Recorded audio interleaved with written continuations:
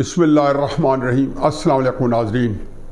وہ کہتے ہیں نا خود اپنے ہی دام میں صیاد آ گیا، تو کچھ ایسے ہی معاملہ عمران خان صاحب متضل اعلیٰ کا ہے کہ وہ اس وقت جو انہوں نے ایک زبردست حکمت عملی بنائی تھی، پلان کیا تھا، یہ تحریک فلاں تحریک، پھر اس کے بعد اسمبلی کی تحلیل، اور پھر اسمبلی کی تحلیل کے بعد political activity, T V time, T V کے وقت کو میکسیمم اس کو زیادہ سے زیادہ اپنے آپ کو سامنے لے کے آنا، اور ساتھ جیل والی تاریخ سے پہلے گرفتاری سے بچنے کے لیے عدالتوں کے ساتھ ایک ٹف ٹائم لینا۔ میں ہمیشہ کہتا ہوں کہ عمران خان صاحب بزدلی کی وجہ سے گرفتاری نہیں دے رہے، انہوں نے شاید یہ حکمت عملی بنا رکھی ہے کہ جتنی دفعہ وہ گرفتار کرنے آئیں گے یا عدالتیں بلائیں گی تو 7-7 8-8 10-10 گھنٹے وہ ٹی ٹائم کو آکوپائی کریں گے۔ جب بھی ہوا تو حقیقت یہ ہے کہ وہ گرفتار ہونے سے بچ بھی جاتے تھے، اور ایک خاص طبقے میں ان کی بالکل ایک بہجہ بھی ہو جاتی تھی، یہ کوئی ان کا ایک سیاسی جو ہے ان کو ایک ایڈوانٹیج مل جاتا تھا۔ ساتھ ہی جو ہے وہ کئی گھنٹے جو ہے اس کے بعد بھی ٹیلی ویژن کے ہر شو میں گفتگو سے ہو رہی ہوتی تھی۔ عمران خان ہی ٹاپک ہوتا ہے انڈر ڈسکشن۔ ایک تو یہ حادثہ ہوا کہ عمران خان صاحب جو ہے ان کی جو تقاریر ہیں وہ ٹی وی کے اوپر جو ہے وہ انہوں نے بین کر دی۔ اب ان کا چہرہ وہ جو سامنے نہیں آتا۔ تحریک انصاف والے جو بیچارے، حقیقت ہے کہ مجھے آج انہیں ترس بھی آ رہا تھا، مجھے خود ملے کہ جو ہے وہ کس طریقے سے ٹی وی جو ہے سونا لگتا ہے، ٹی وی دیکھنا چھوڑ دیا ہے۔ سوشل میڈیا جو ہے وہ ظاہر ہے کہ اس میں تھوڑا انوالو رکھیں گے، ہو سکتا ہے سوشل میڈیا کے اندر کئی کمپنیاں چل پڑیں اور ان کو دکھانا شروع کر دیں۔ یہ تو ہے کیفیت، لیکن عملاً جو ہے اس سے پہلے کے ٹاپک کو اور بڑھائیں کہ عمران خان صاحب کی جو ریلی تھی وہ پھر اسی گرفتاری سے بچنے کے لیے اب انہوں نے الیکشن کمپین شروع کر کے آج الیکشن ریلی بھی نکالی، اور یہ الیکشن کے اوپر جو کروانے کے لیے کہ شیڈول نہیں آ رہا، وہ تو شاید یہ تو اتفاق ہے کہ الیکشن کا شیڈول بھی آج آ گیا ہے، الیکشن نہیں ہو گئے، شیڈول آج آ گیا۔ تو اس سے پہلے کہ یہ جو گرفتاری ہے عمران خان صاحب کی گرفتاری سے بچنا اور وہ کیسے وہ کاؤنٹر پروڈکٹیو ہوا ہے، ایک عورت مارچ بھی آج نکلا ہے، کم از کم لاہور اور اسلام آباد میں نکلا ہے۔ مجھے عورت مارچ کے بارے میں مجھے تو حقیقت میں سمجھتا ہوں کہ عورتیں دنیا کی مظلوم ترین خواتین ہیں، اور ان کے لیے جتنی کوشش کیجیے کم ہے۔ ہم لوگوں نے مذہب کے نام پہ بھی ان کا استحصال کیا ہے، ہم لوگوں نے معاشرت کے نام پہ بھی اس کا استحصال کیا ہے۔ دنیا میں ہر جگہ کہیں نہ کہیں اس کا استحصال ہو رہا ہے، اور اس کے جواب میں کچھ لوگ ہیں کہ جو اس کو استعمال کر کے معاشرے میں ایک عجیب و غریب قسم کی ایک افراد و تفریق پیدا کرنا چاہتے ہیں، ایک کلیش چاہتے ہیں۔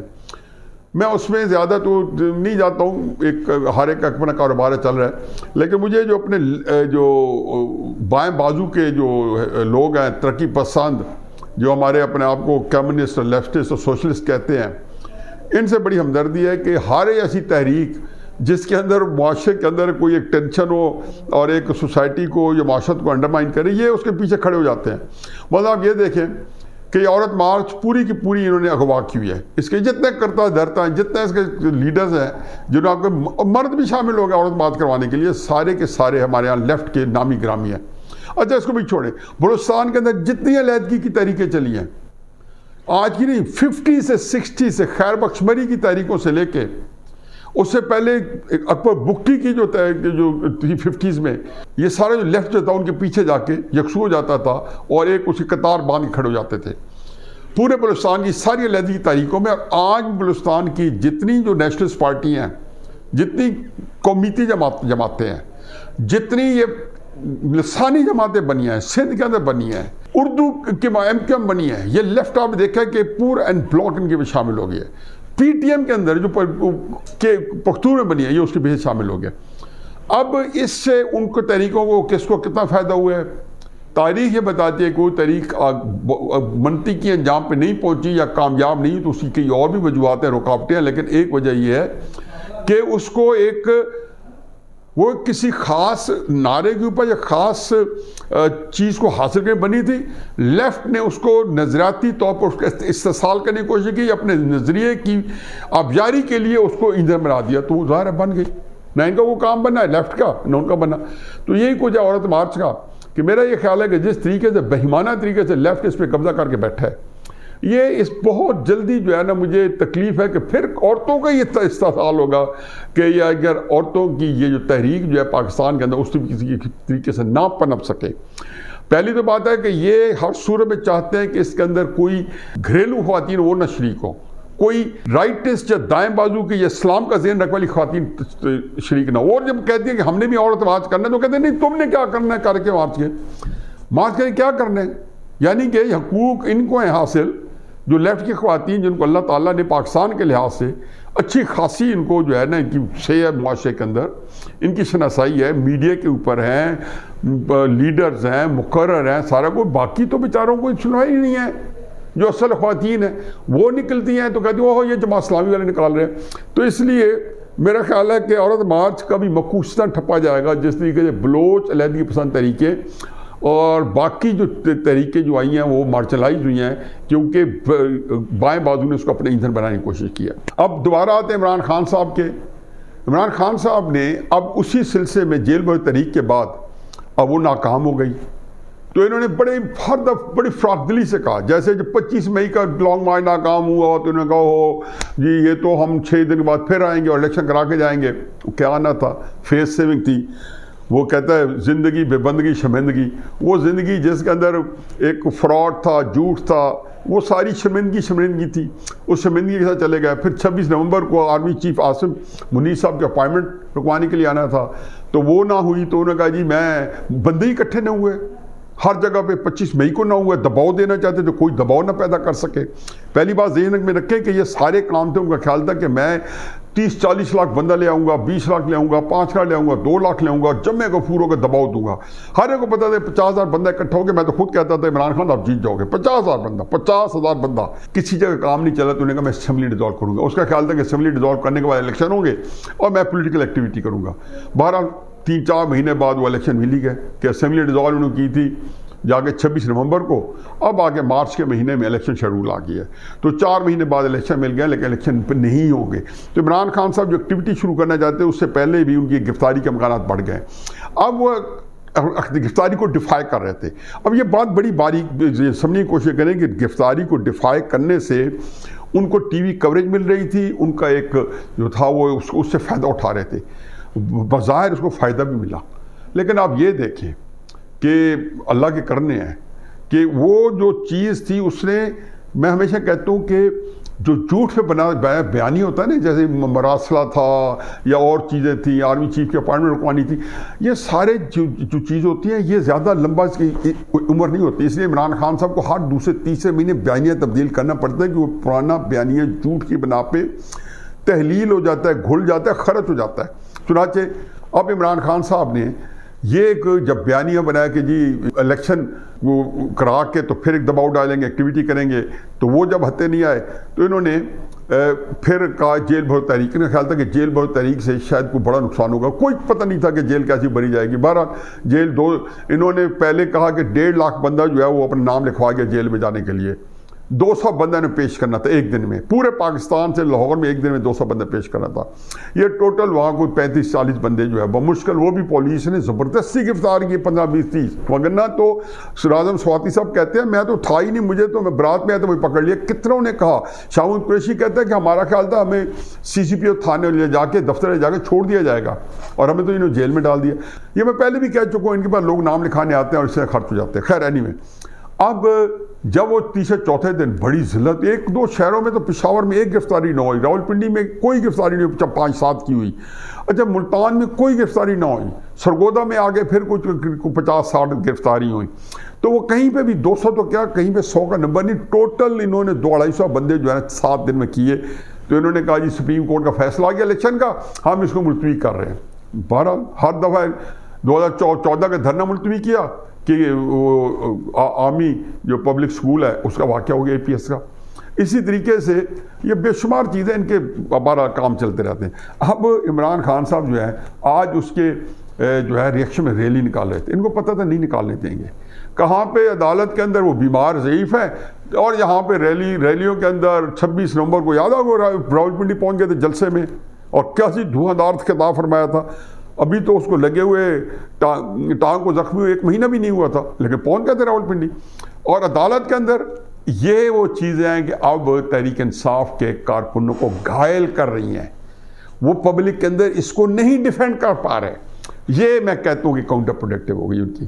جو جیل بھرو، گرفتاری نہ دینا اپنی، وہ اس کا ردم ختم ہو گیا. اب تحریک انصاف کو ورکر کہتا ہے کہ کیا فرق پڑتا ہے کہ عمران خان صاحب خود جو کہتے ہیں مجھے گرفتار کر لیا جائے گا، تو ایک اچھی شان سے گرفتاری دیتے، جا کے قانون کے حوالے کرتے. لیکن انہوں نے قانون کا مذاق اڑایا، اپنی کئی باتوں کا کہ قانون کے طاقتور پہ ہاتھ نہیں ڈال سکتا، اپنی عدالتیں جو اس کو فیور کر رہی ہیں ان کو ذلیل کیا، ان کو ٹکے ٹوکری کر کے رکھ دیا ان عدالتوں کو.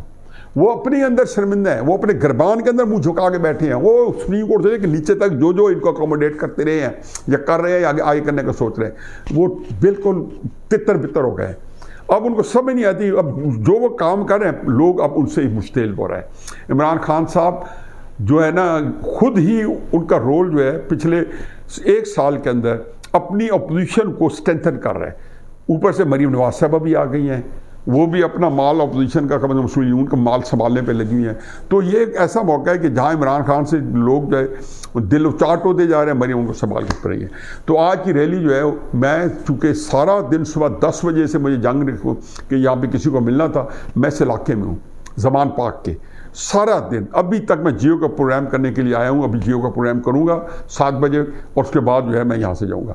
یہاں پہ امن ہے، گو کہ تھوڑی بہت پولیس کی اور ان کے ورکرز کی لڑائی ہے، کو 50 100 60 70 ورکر نکلے اور اس کے اوپر پولیس نے چارج کیا اور وہ آنسو گیس ہی پھینکے، واٹر کینن پھینکے، کیونکہ پولیس بھی اپنے آپ کو تھوڑا سا وارم اپ کر رہی تھی. اگر نہ بھی پھینکتے تو فرق نہیں پڑتا. لیکن نہ بندہ نہ بندے کی ذات، کوئی بندہ نہیں آیا. جو پریشر ٹیکٹکس ان کے تھے 25 مئی سے لے کے 26 نومبر سے لے کے اسمبلیوں کی تحلیل سے لے کے جیل بورڈ تحریک سے لے کے اور اب ریلی سے لے کے، عمران خان صاحب آپ جس مال کے تاجر ہیں وہ مال آپ کے پاس ہے ہی نہیں. آپ یہاں پہ جو دباؤ دینا چاہتے ہیں عوامی سڑکوں پہ لا کے، وہ آپ بار بار اس میں ناکام ہوئے، بلکہ اپنے آپ کو ایکسپوز کر دیا. اتنے میں بڑی ایک دلچسپ بات ہو گئی. آرمی چیف نے پرسوں بلایا ہوا تھا تاجروں کو، اور تاجروں کے ساتھ بھی بڑی انٹرسٹنگ میٹنگ ہوئی. بڑے بڑے ٹاپ کے بزنس مین کراچی سے، لاہور سے، سارے کے سارے بھرے ہوئے تھے. وہاں پہ بڑی دلچسپ بات ہوئی. کسی بزنس مین نے کہہ دیا کہ آپ عمران خان سے ملاقات کیوں نہیں کر لیتے. وہ بڑے مقبول رہنما ہیں اور ایک ان کا عوامی سپورٹ ہے. کہ بزنس مین کے اندر 2-4 بندے ایسے تھے جو عمران خان سے بڑے قریب تھے. آرمی چیف نے اس کو بڑا زبردست بیان دیا. آرمی چیف نے کہا کہ جی عمران خان صاحب نے ان سے ملاقات کی خواہش ظاہر کی تھی، لیکن میں نے انکار کر دیا. آرمی چیف کے جو پروٹوکولز ہیں، جو مطابق عہدہ ہے، جو ان کی آئین کے اندر جو حیثیت ہے، اس کے اندر اس بات کی گنجائش نہیں ہے کہ وہ سیاستدانوں سے ملے. میں عمران خان صاحب کو مشورہ دیتا ہوں کہ آپ لوگ آپس میں بیٹھ کے بات کر لیں اور شہباز شریف سے جا کے مل لیں.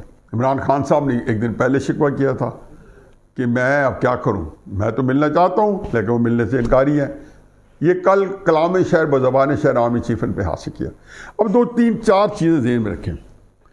پہلی بات تو یہ ہے کہ عمران خان صاحب کو آرمی چیف سے مزہ پڑا تھا باجوے کا. اب یہ بھی تکلیف دہ بات ہے کہ باجوے نے جتنی اپنی ذلت اور خواری کی ہے وہ عمران خان صاحب کو لانے نہیں کیا. جتنا گندا نام کمایا جنرل باجوہ نے، فیض حمید نے، جس کا مریم نواز نے رائٹلی کورٹ مارشل کیا. وہ چونکہ آرمی چیف کا کہہ نہیں سکتی، وہ کہنا حقیقت ہے کہ کوئی ہو تو سیدھا بنتا ہے کہ آپ باجوے کا اور فیض حمید کا کورٹ مارشل کریں.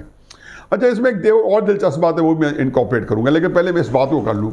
تو یہ سارا کام گن تو جو کیا تھا فیض حمید نے اور باجوہ نے، عمران خان صاحب کی عادت پڑی تھی. اب وہی چیز لے کے وہ آرمی چیف کی طرف چلے گئے کہ جی ان کا خیال تھا میں اس کو کروں. اس کو آپ یہ بھولیں کہ اس آرمی چیف کے خلاف انہوں نے ایک کیمپین چلائی. انہوں نے اس کی پوائنٹ رکوانے کے لیے ایک بڑا لکونہ تھا کہ یہ 27 نومبر کو ریٹائر ہو رہے تھے. جناب باجوہ نے پورے ادارے کو اپنے 3-4 بندوں کی مدد سے، جس میں جنرل سید شمشاد شامل تھے، جس میں جنرل اظہر عباس شامل تھے، جس میں جنرل فیض حمید شامل تھے، ان تینوں کی مدد سے انہوں نے پورے ادارے میں ایک تو جنرل عاصم منیر کے خلاف ایک جذبات ابھارے کہ یہ شارٹ کورس کا جرنیل ہے اور تو آپ سارے لانگ ٹرم کورس کے جرنیل ہو. تو وہاں پہ ایک پہلی دفعہ ایک ایسا تفاوت پیدا کیا. حالانکہ وہاں سے پہلے جنرل ضیاء الحق کی شارٹ ٹرم پہ کورس کے جرنیل جو ہے وہ آرمی چیف بن چکے تھے، شاید ایک آدھ اور بھی سال ہو. تو انہوں نے وہاں کے کہا کہ اس کا آرمی چیف بنے کا کوئی حق نہیں ہے. چنانچہ ایک ہوتا ہے نا جیسے کوئی رینکر آیا ہوگا، انہوں نے اس طرح اس کو ٹریٹ کیا. تو وہاں پہ وہاں پہ ایک آلریڈی ٹینشن ہو گئی. پھر انہوں نے کہا یہ تو 27 کو ریٹائر ہو رہا ہے اور اس کی ایکسٹینشن باجوہ نے، حالانکہ ان کی ریٹائرمنٹ تھی، کہتے ہیں جی 5 دسمبر کی، انہیں کاغذوں میں ہیر پھیر کر کے یہ فائز نے اور باجوہ نے ان کی ریٹائرمنٹ 27 نومبر کو کر دی تھی. تو یہ ہمیشہ چلا آ رہا تھا. لیکن وہ کہتے ہیں نا اللہ تعالیٰ کا اپنے نظام ہے، وہ تو عز و منتشا تو ظلم منتشا، جس کو مرضی بادشاہ دے دے، جس سے مرضی بادشاہ چھین لے، جس سے مرضی عزت دے دے، جس کو مرضی ذلت دے دے. یہ اللہ کے اپنے کام ہیں. تو جو ان کے حصے میں جو لکھا تھا عاصم منیر صاحب کے، اللہ نے ان کو اس وجہ تک پہنچا دیا. اب جناب باجوہ نے اس کو رکوانے کے لیے فیض حمید کو عمران خان صاحب کے ساتھ انہوں نے پلانٹ کیا تھا جناب باجوہ نے، اور عمران کو اس نے شو کیا جیسے اوور اینڈ ابو وہ ایک عمران کے لیے اندر سہولت کار ہے. اسے اپنے پورا ایک نظام اندر فوج کے ویل ود ان ویل بنایا ہوا تھا، جو فوج کے پورے نظام پر ہتھیایا ہوا تھا. اور یہ فوج میں پہلی دفعہ یہ واقعہ ہوا ہے کہ جناب باجوہ نے اپنی فوج کے مقابلے میں ایک علیحدہ نظام بنا کے، اور فیض حمید کو اس حوالے کیا کہ جب میں آرمی چیف بن جاؤں گا تو پھر سارا اس کی جنرل تطہیر کروں گا. جناب باجوہ نے جنرل اظہر عباس کو دھوکہ دیا ہے کہ اگر مجھے ایکسٹینشن نہ ملی تو میں آپ کا آرمی چیف بناؤں گا. جنرل باجوہ نے فیض حمید کو دھوکہ دیا ہے کہ مجھے اگر ایکسٹینشن مل گئی تو میں تمہیں بھی ایکسٹینشن دلا دوں گا اور تمہیں 6 مہینے بعد جو ہے نا تمہیں آرمی چیف بنا دوں گا. اسی طرح شمشاد کو وعدہ کیا ہوتا کہ میں تمہیں آرمی چیف بنا دوں گا. یہ سارے آرمی چیف بننے کے لیے پوری طریقے سے اس کے ساتھ انوالو ہو گئے. اب یہ سارا کام کرتے تو سب سے حیران کن بات ہوئی کہ عمران خان جو ان کو ہینڈلر کہتا تھا، میر جعفر کہتا تھا، میر صادق کہتا تھا، جو بعد میں جناب باجوہ سے ملاقات ہوئی تو کہا نہیں میں تو شہباز شریف اور جو ہے نا نواز شریف کو کہتا تھا. یعنی کہ وہ ہر بندے کو کیا لفظ کروں، یہی میں کہہ سکتا ہوں بیوقوف بناتا رہا، وغیرہ تو لفظ تو کئی اچھے لگائے جا سکتے ہیں کہ وہ سمجھتا تھا کہ یہ میں ان کو بنا رہا ہوں، وہ ان کو بنا رہے ہیں. وہ عمران خان کو وہ بیوقوف بنا رہے تھے، عمران خان سمجھتے رسم میں رہتے میں ان کو بیوقوف بنا رہا ہوں کہ وہ جب ہی بیچتا تھا کہ میں اس کو یہ میرا مطلب آپ نہیں تھے فلاں تھے. لیکن اس سے انٹرسٹنگ بات کہ جب انہوں نے اعلان کر دیا اور باجوہ صاحب کو، جس میں army chief director general ISI general Nadeem Anjum نے کہا کہ جناب انہوں نے تو باجوہ صاحب کو کہہ دیا کہ آپ کو غیر معین مدت کے لیے میں آرمی چیف بنانا چاہتا ہوں. پھر اسے کہہ بھی دیا عمران خان نے. اب بھی 29 نومبر سے 2 مہینے پہلے سپٹمبر کے اندر کہا کہ میں باجوہ کو ایکسٹینشن دینے پر تیار ہوں اگر یہ الیکشن آپ کال کر لیں، تاکہ جو ہے باجوہ ایکسٹینشن لے لے اور اس کے بعد یہ نئی حکومت بنے وہ آ کے آرمی چیف بنائے. یہ عمران خان صاحب کی اصولی لڑائی تھی نا وہ اسی تک محدود تھی. وہ ہر صورت میں چاہتا تھا کہ یار میرا کسی طریقے سے پھر کوئی دوڑ لگ جائے اور میں اندر فٹ ہو جاؤں اور ان کو دھوکہ دے کے پھر ان کو میں ذلیل کروں. وہ اپنے چکر میں تھے کہ کسی طریقے سے نگران حکومت بن جائے. باجوہ نے مارشل لگانے کی دھمکی دی، ان کو گھر بھیجنے کے لیے بہت تک وہ دو کی، ایک لمبی کہانی پھر کی، اس پہ علیحدہ بھی کبھی میں ویلاگ کروں گا. بہرحال باجوہ جو ہے اپنی منطقے جہاں پہنچنا تھا، لیکن عمران خان صاحب کو اس نے ایکسپوز کر کے کیا کہ وہ اس کو ایکسٹینشن جو ہے جس باجوہ کو گالیاں دے رہا تھا اسی کی ایکسٹینشن کی عمران خان بات کر رہا تھا، جس کو آج پھر گالیاں دے رہا ہے. پھر درمیان میں اس کے بارے میں گن گانی شروع کر دی، ایکسٹینشن کی بات شروع کر دی. اب اس کے ساتھ ایک بڑی انٹرسٹنگ بات ہے. ایک ہمارے دوست تھے جناب باجوہ صاحب کے پاس بیٹھے تھے اور یہ ہے کوئی بات 20-21 نومبر کو ان کی ریٹائرمنٹ 4-9 مہینے پہلے. تو وہاں پہ جناب باجوہ صاحب کی ٹیلی فون پہ بات ہوئی، جناب فیض حمید کا فون آیا تو انہوں نے کہا تم استعفیٰ دے دو کیونکہ لگتا یہ ہے کہ ہمارا دو نہیں لگ رہا، یعنی کہ باجوہ کہہ رہے جناب فیض حمید کو. چنانچہ میں اس کو منظور کر دوں وگرنہ عاصم منیر نے پہلا کورٹ مارشل تمہارا کرنا ہے. جناب باجوہ نے کیا کہا فیض حمید کو، اور یہی بات اظہر عباس کو کہی. چنانچہ 22 یا 23 کو دونوں نے استعفے لے کے جناب باجوہ کو پکڑا دیے. یہ چھٹی پہ تو چلے گئے تھے ریٹائرمنٹ سے ایک دن پہلے، یعنی کہ 27 یا 28 نومبر کو باجوہ نے ان کے استعفے منظور کر لیے. جنرل اظہر عباس کا میرا خیال میں 3-4 دن پہلے اور فیض حمید کا 1-2 دن پہلے. یہ وہ بات تھی کہ آپ حیران رہ جائیں گے کہ کتنی بڑی فوج کے اندر باجوہ نے ایک ایسا ڈسپلن نمائیں گے. ایک فوج کا جرنیل تھا، یہ اس کو ہیڈ کر رہا تھا، اسی فوج کا جس تھالی میں کھا رہا تھا، جس کی طاقت پہ اترا رہا تھا، اسی کے اندر چھید کر رہا تھا. چنانچہ اللہ نے کرنا یہ کہ عاصم منیر بن گیا. اب عمران خان صاحب کی فرسٹریشن ہے کہ مجھے ملاقات کرے، اسے انکار کر دیا. اور اگلے آنے والے دن انتہائی دلچسپ کہ جب بازی الٹنی ہے، بازی پلٹنی ہے اور عمران خان صاحب کے گرفت تنگ ہونی ہے. عمران خان صاحب جس پاپولیرٹی پہ اتراتے جا رہے ہیں، یہ جب عدالتوں کے اندر اور میرٹ کے اوپر ساری چیزیں گزرے گی تو سوائے فرسٹریشن کچھ نہیں ہوگا کہ بندہ پاکستان میں جو ہے، جو بہت یہاں سے ان کے دماغ بند نہیں ہے، سارے پکار اٹھیں گے کہ صحیح ہو رہا ہے۔ چنانچہ الیکشنوں کا شیڈول آ گیا ہے، الیکشن نہیں ہونے، اس سے پہلے مریم نواز صاحبہ کا جو نعرہ ہے انتخاب سے پہلے احتساب، میرا خیال ہے فار دا رائٹ ریزن اور رانگ ریزن وہی کچھ ہوتے ہیں۔ وما علینا الا البلاغ۔